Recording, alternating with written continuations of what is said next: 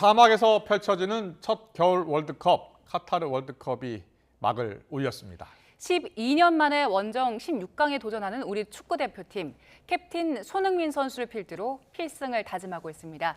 관련해서 김대길 축구 해설가와 이야기 나눠보겠습니다. 어서 오세요. 네, 안녕하세요. 어서 오십시오. 네, 기대가 됩니다, 사실. 4년마다 뭐 기대를 많이 하고 있죠. 네, 목요일 첫 경기 이제 우루과이전 앞두고 있는데요. 우리 대표팀의 전력을 과거와 비교하면 어떻게 평가하세요?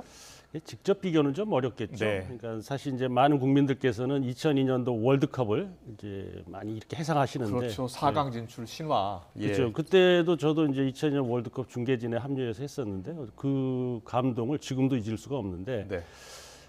근데 사실 그렇습니다. 우리 대표팀 선수들이 그때에 비해서 많은 진화를 했죠. 근데 우리 대표팀만 진화를 한 것이 아니고 다른 국가들도 많은 진화를 했거든요. 예. 그러니까 그게 가까운 예를 찾아보신다면 일단 2002년 월드컵 당시만 하더라도 우리나라 선수들이 유럽 리그에 나간 선수들이 거의 없었어요. 국내 리그에서 대체적으로 뛰었던 선수들이 많았고 그 이후에 이제 선수들이 해외 진출을 이제 했었거든요. 예. 근데 지금의 우리 대표팀 선수들을 보시면 어마합니다. 해외파 많죠. 해외파 많죠. 그래서 뭐 손흥민 선수를 비롯해서 뭐 김민재 선수 지금 뭐 최고의 수비를 자랑하고 있고 그래서 어느 때보다도 또 기대치가 높죠. 또 벤투 감독이 지금 4년 동안 감독직을 했기 때문에 조직력이 그야말로 그 어느 때보다 좋다. 뭐 이렇게 평가할 수 있습니다. 월드컵 시작 전부터 관심이 많았던 게 손흥민 선수가 언제부터 나갈 수 있을까였는데 언제부터 출전할 수 있을까요? 그러니까 이제 그 이 안아골절이라는 게요. 선수가 혼자 뛰는 데는 문제는 없어요. 근데 축구가 상대성이 있기 때문에 상대와 부딪혀야 되고 몸싸움도 해야 되고 그러잖아요. 그래서 그게 이제 가장 두려울 거예요. 그래서 제가 보기에는 선발 출장은 조금 다소 어려움이 있지 않겠나는 생각이 듭니다. 첫 경기. 네, 첫 경기예요. 그래서 아마 후반 교체 출장해서 손흥민 선수가 골을 넣지 않을까 이렇게 좀 예상을 해봅니다.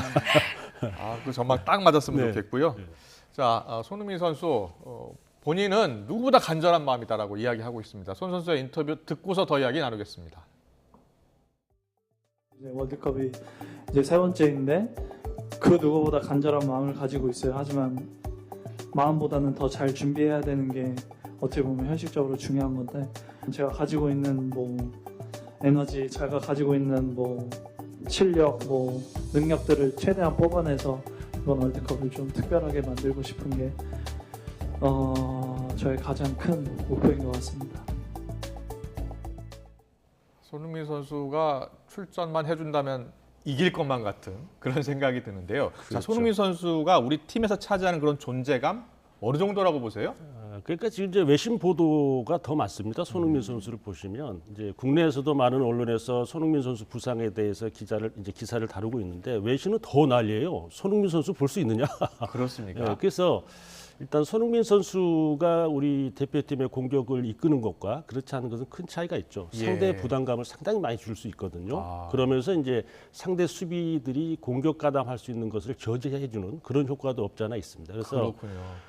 또 하나는 이제 손흥민 선수가 들어오면 어떤 강팀을 만난다 하더라도 골을 넣을 수 있는 우리 공격수가 있다는 게 큰 장점 아니겠습니까? 그렇죠. 그거 예. 지금 하나 보고 있는 거예요. 근데 예. 손흥민 선수가 제가 봤을 때는 아마 후반 교체 그리고 나서 이제 가나전서부터 조금 더 출전 시간이 늘어나고 이제 포르투갈전에는 선발 출장 뭐 이렇게 되면 좋겠네요. 그렇군요. 예. 그리고 지금 손흥민 선수 마스크가요. 현지 언론 그리고 팬들에서 굉장히 큰 화제라고 하는데 이 부분에 대해서도 손흥민 선수 언급을 했는데 함께 듣고 오겠습니다. 사실 이제 뭐 되게 좋은 재질로 이제 카본으로 이제 엄청 가볍게 또 얼굴에 찼을 때 엄청 단단하고 어느 정도의 충격을 보호해줄 수 있는 그런 좋은 재질로 카본으로 만들어졌고요. 생각보다 상당히 가벼워서 또 놀랬던 것 같아요. 근데 여유분은 충분히 있으니까 번갈아 가면서 또 여러 가지 차보면서 어떤 거가 가장 편한지를 잘 선택해서 착용하면 될 것 같습니다. 상당히 가볍다라고 하는데 카타르 현지 굉장히 덥잖아요. 덥죠. 그냥 뛰어도 더운데 카본 마스크 경기에 얼마나 영향 미칠까요? 일단 저도 선수 시절에는 안 써봤기 때문에 정확하게는 진단할 수 없습니다만 일단 시야에 방해를 줄 수 있을 것 같아요. 그리고 지난달에 제가 쿠웨이트를 일해서 다녀왔었는데요. 이제 그때보다는 지금 이 카타르가 기온이 좀 떨어지긴 했는데 그래도 덥습니다. 습도가 높기 때문에 그럼 땀을 흘리는 거에 대해서 방해를 받을 수가 있을 것 같거든요. 예. 이게 아주 미세한 거긴 합니다만 손흥민 선수의 어떤 절정의 컨디션을 나타나기 조금 방해가 되는 건 사실이다. 뭐 이렇게 보셔야 될 것 같습니다. 알겠습니다. 손흥민 선수가 골을 넣을 것이다 이렇게 예측하셨는데 손흥민 선수가 골을 넣으면 이제 3골, 4골이 되는 거고요. 예.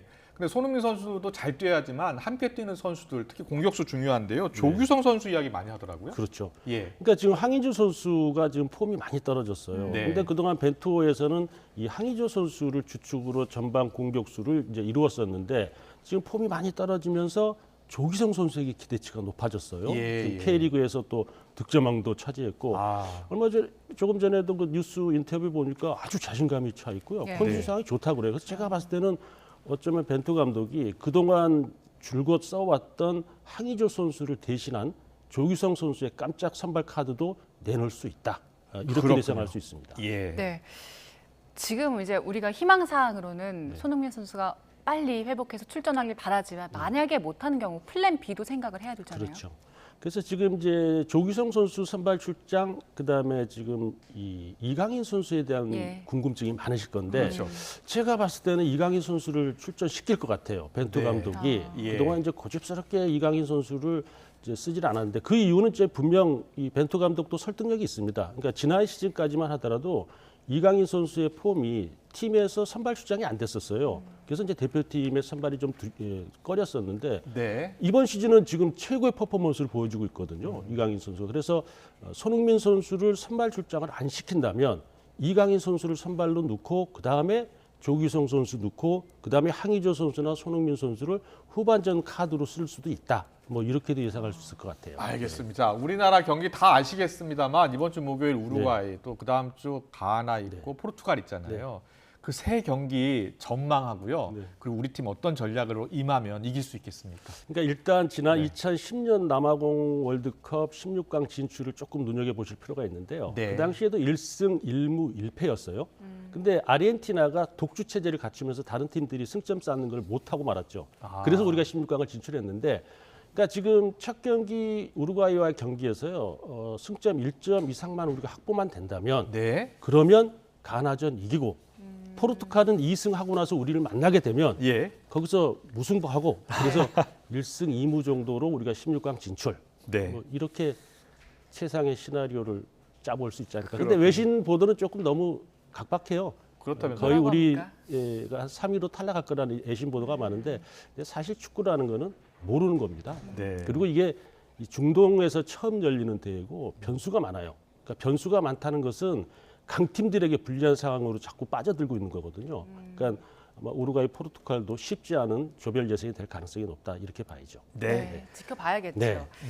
그리고 또 관심이 높은 게 메시, 호날두가 과연 만날까 네. 이 부분이더라고요. 이 부분에 대해서 어떻게 전망하세요? 그거는 이제 이 대체적으로 결승전이 아니면 만날 가능성이 희박해요. 왜냐하면 조가 이제 예상대로 한다면 아르헨티나는 이쪽에서 브라질을 만날 가능성이 있고요. 네. 이쪽에서는 포르투갈 같은 경우는 이제 이 독일을 만날 가능성이 있거든요. 그러니까 여기서 이겨서 올라와야 지금 결승전에서나 둘이 만날 수가 있는데 사실 그거는 제가 봤을 때는 조금 희박하다 네. 이렇게 보입니다. 네. 카타르 월드컵 우승 트로피 누가 어느 나라가 가져갈까요? 대한민국이라고 그러면 안 되겠죠.